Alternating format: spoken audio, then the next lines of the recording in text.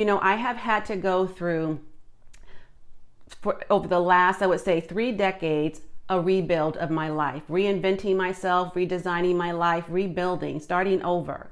Now, I don't know what it feels like to start completely over from scratch, meaning, I don't have a home to go to, but I have lost a job.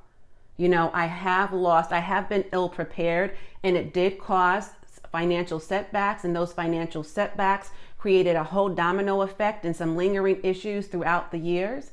And I've had to do that a time or two where I had to rebuild my life. Okay, so I know what it is like to be in the rebuilding phase, not to the extent that some of the people who have lost their homes will have to do.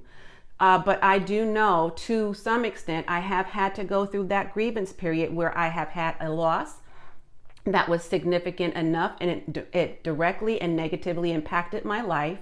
And thankfully, now I will tell you, the times that I had to go through that, it felt the worst when I was ill prepared.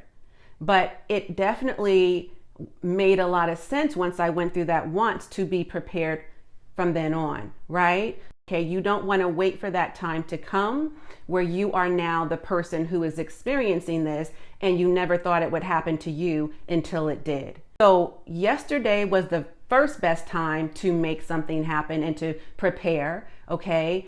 Today, if you didn't do it already, today is the next best time.